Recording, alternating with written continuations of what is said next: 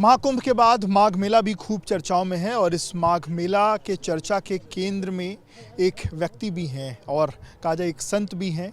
मेरे पीछे जो शख्स को आप देख रहे हैं ये विष्णु स्वामी जगतगुरु सतुआ बाबा हैं और इनके चर्चा का कारण वैसे तो इनके आध्यात्म का जो इनका ज्ञान है, इनका जो वेदों का ज्ञान है वो तो है ही है, पर इस बार दो अलग अलग गाड़ियों के कारण ये चर्चा में है। लैंड रोवर की ये जो डिफेंडर है ये आप देख रहे हैं, इससे भी इनकी गाड़ी यहाँ जब मेले में की एंट्री हुई थी और इसके अलावा ये पोर्शे गाड़ी, इस गाड़ी से भी एक दिन ये चले और उसके बाद चर्चाओं में है। बाबा ये गाड़ियों के साथ साथ आपकी जो चर्चा इस बार माघ मेले में शुरू हो गई है, ये क्या है, इसके पीछे का क्या राज है? ये सनातन का वैभव है, सनातन का जुड़ाव है, आध्यात्म का प्रकाश है और विश्व को आध्यात्म का संदेश है। हमेशा सनातन एक प्रकाशमान रहा है, प्रकाश के साथ जुड़ा है, समाज को ऐश्वर्य दिया है, सोच दी है और विचार दिया है। निश्चित माघ मेला भी अनादिकाल से एक समाज को जोड़ने का कार्य करता आ रहा है। इसी प्रकार सनातन की रफ्तार में जो बाधा डालेगा उसको इन्हीं गाड़ियों के साथ उनको चूर कर दिया जाएगा।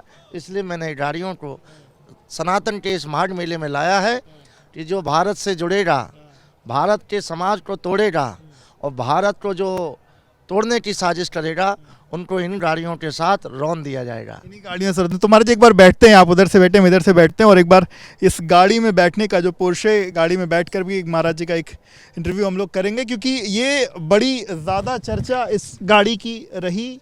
और महाराज जी जब आप इस गाड़ी में आपकी तस्वीरें आई तो तमाम अलग अलग तरीके के लोग बात करने लगे कि एक जो संत है उसको क्यों इतने वैभव की ज़रूरत है, इस तरीके की चीज़ों की ज़रूरत है, इसको कैसे आप देखते हैं? हमेशा आपको बता दें कि संत के पास आध्यात्म का बहुत बड़ा वैभव रहा है और रहना चाहिए। हमेशा सनातन प्रकाशमान रहा है। आप जिनको सनातन के इस वैभव को देखकर जलन हो रही है, मैं उनसे कहना चाहता हूँ कि वो आध्यात्म के एक रावण के रूप और कंस के रूप में काम कर रहे हैं, क्योंकि सनातन के प्रकाश के सूर्य को उनको देखा नहीं जा रहा है उजिला को, क्योंकि उनने अपनी वैभव पर रजिस्ट्री करा के रखी थी। जैसे उनने राजनीति में अपनी रजिस्ट्री को विचार से सोचा था कि हमारे खानदान में जो ही जन्म लेगा वही मुख्यमंत्री बनेगा, वही राष्ट्रीय अध्यक्ष बनेगा। जनता जैसे भीख मांगती थी और जनता जैसे रोडों पे बिना कपड़े के पड़े रहती थी, ठंड में ठुठरती रहती थी, उनको वही समाज चाहिए जिससे समाज को दोहन करते रहें, समाज से उनका वोट लेते रहें और समाज को एकदम अंधकार की तरफ लेते जाएं। अच्छा महाराज जी, एक सवाल ये जो गाड़ियां हैं, चाहे पोर्शे की बात की जाए, डिफेंडर की बात की जाए, ये सारी गाड़ियां भक्तों ने आपको दी हैं? आपने जो भी है हमारे पास है, सनातन के पास है, भक्तों का दिया ही हुआ है। भक्त जो देते हैं उसका हम लोग सदुपयोग करते हैं और सनातन की रफ्तार को आगे बढ़ाते हैं और उस रफ्तार के बीच में जो आता है उनको कुचल भी डालते हैं। ये बार बार आप जो लोग बीच में आ रहे हैं उनको कुचलने की बात कर रहे हैं, पर जो सत्ता के शीर्ष पे जो लोग हैं उसमें एक टिप्पणी आपके लिए एक लोगों ने की कि जिस तरीके से जिले के जो कलेक्टर हैं वो रोटी सेकने का एक वीडियो वायरल हुआ, उस पर एक टिप्पणी हुई, फिर उसके बाद शीर्ष जो नेतृत्व के लोग हैं उनकी तरफ से कुछ उसका जवाब भी दिया गया। ये सत्ता के गलियारों में भी आप चर्चा के केंद्र में हैं। मैं कहना चाहता हूँ सनातन की रोटी है और रोटी सबका भूख मिटाती है। हमें रोटी से ही पूरे विश्व को भोजन देना है और मकान से सबको छाया देना है और रोशनी से प्रकाश देना है और विकास से रफ्तार देना है। वो रोटी एक आध्यात्म की रोटी है। अन्नपूर्णे सदापूर्णे शंकर प्राण वल्लभे ज्ञान वैराग्य सिद्ध्यर्थम भिक्षाम देहि च पार्वती। हमारे भारत में ना कोई भूखा सोया है ना सोएगा। हमारे देश के प्रधानमंत्री ने जो घर घर तक एक अन्नदान का एक योजना बनाया है और सबको वस्त्र का योजना बनाया है, कंबल की योजना बनाया, वो रोटी हमारा उसका एक विचार है और उसका संदेश है। इस रोटी पे जिसको जलन हो रही है, जिस तरह से रोटी जलती है, विश्व प्रकार से उनको जला दिया जाएगा। तो ये मतलब सत्ता में जो लोग हैं उनको आप इस तरीके की बातें कह रहे हैं, जो भी आप पर ये टिप्पणी कर रहा है या जो भी विरोधी है? सत्ता के विरोधी जो हैं, सत्ता के विरोधी जिनको सत्ता में नहीं रहने की जलन है और जिन्होंने सत्ता पर रहते हुए भी आध्यात्म की और सनातन की रोटियों को कुचला है, उनके लिए ये संदेश है कि समझ जाओ ये सनातन की रोटी है और इस रोटी से ही सब जनता की और भारत के लोगों की भूख मिट रही है। और यह रोटी बनाकर दे पाने वाले ये भारत के विकास के आदमी हैं। अगर इस रोटी के चक्कर में पड़ोगे तो रोटी जैसे जला दिए जाओगे। बिल्कुल रोटी जैसे जला दे। हम लोग और बाहर भी निकलेंगे और कुछ और भी चर्चाएं करेंगे। महाराज जी बाहर एक बार निकलते हैं और भी चर्चाएं करेंगे। तो देखिए ये पोर्शे गाड़ी के बीच की तस्वीर और पोर्शे गाड़ी में बैठ करके भी महाराज जी ने एबीपी न्यूज़ से जो बातचीत में ये बात कही कि भाई रोटी जो है वो समाज का कहीं ना कहीं जो पेट भरने का जो काम है वो करती है। महाराज जी एक चीज़ और, क्योंकि आपका जो मतलब जो वैभव है ये तो तमाम लोग देख ही रहे हैं, पर जिस तरीके से इस बार अगर माघ मेले की बात की जाए, माघ मेले की विशेषताओं की बात की जाए, ये कहा जा रहा है कि 55 साल बाद इस तरीके का जो संयोग है वो बन रहा है, उसके बारे में थोड़ा बताओ और उसकी क्या विशेषता है? 75 वर्षों के बाद ऐसा दिव्य संयोग आया है कि जहां इस माघ में मकर संक्रांति से लेकर 1 माह तक के जो भी पर्व हैं उन पर अद्भुत संयोग है। निश्चित यह संयोग हमारे भारत में 75 वर्षों बाद योग नक्षत्र के बाद आया है। इसमें सनातन में बड़ा उत्साह है। लोग इसमें स्नान करेंगे, अपने जीवन को धन्य बनाएंगे। माघ मेला उसी दिव्यता के साथ और भव्यता के साथ सजा हुआ है और आगे बढ़ रहा है।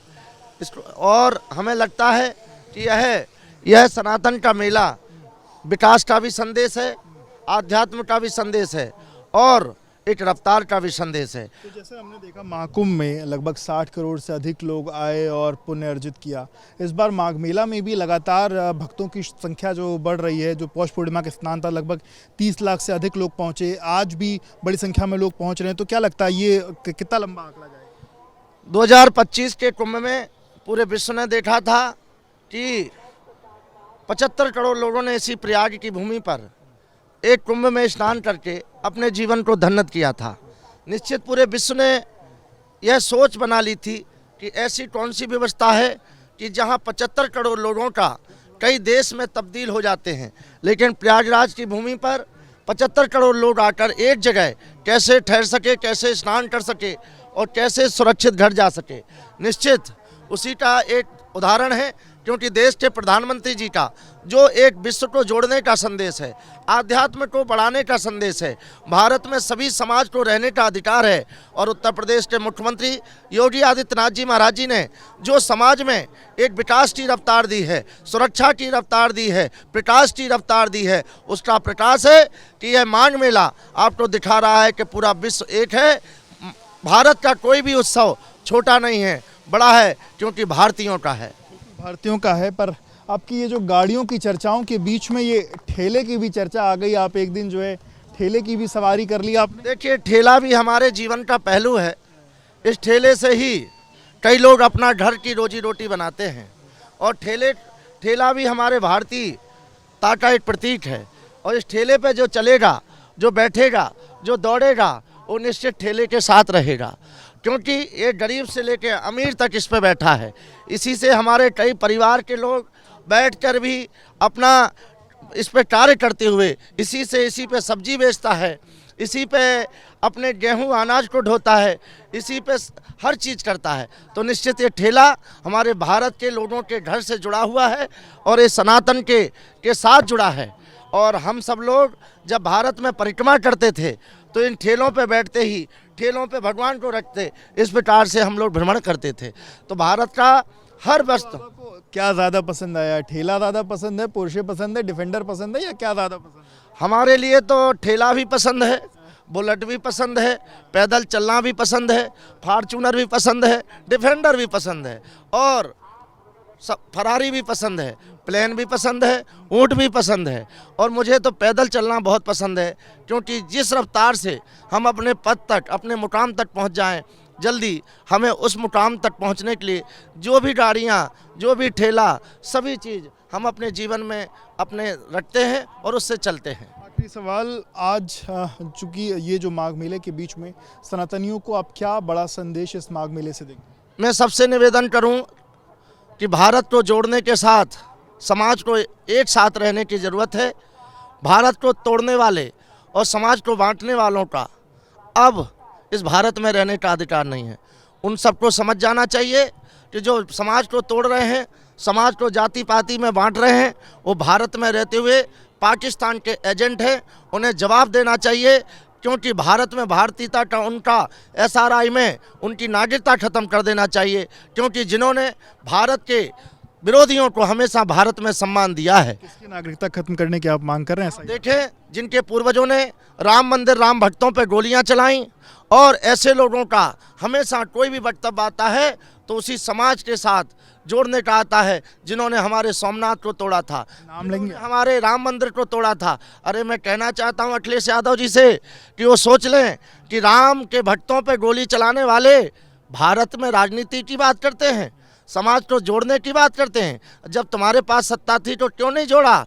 तुमने तो गोलियां चला के उसी सरजू नदी में अखिलेश नदियां बही थी। अखिलेश यादव की नागरिकता खत्म कर बिल्कुल कर देना चाहिए, भारतीय है ही नहीं है। वही ये तो बार बार कह रहे हैं कि ये SIR नहीं, ये दूसरा है, वो है। क्योंकि ये पाकिस्तान के एजेंट हैं। इनको समाज में विकृतियां लाके समाज को बांटने का कार्य किया है, और उनकी अब लेकिन सनातनी जाग गया है। अखिलेश यादव जैसे लोगों को भारत से उखाड़ फेंकने का काम करेगी जनता।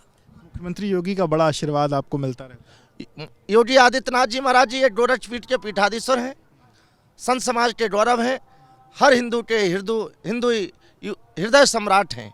मुझे लगता है कि योगी जी सबके हृदय में बसे हैं। राम सबके हैं, राम सबके हृदय में हैं, और योगी जी हमारे एक संत हैं, गोरक्षपीठ के पीठाधीश्वर हैं। हर हिंदू उनके साथ करीब है, उनसे जुड़ा है, और योगी जी का हर हिंदू उनका परिवार है।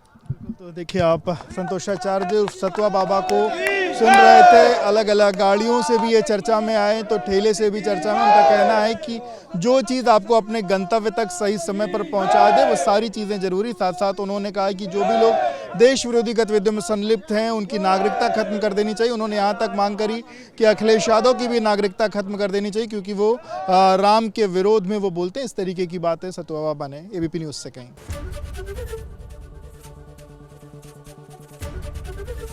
ABP गंगा, खबर आपकी, जुबान आपकी।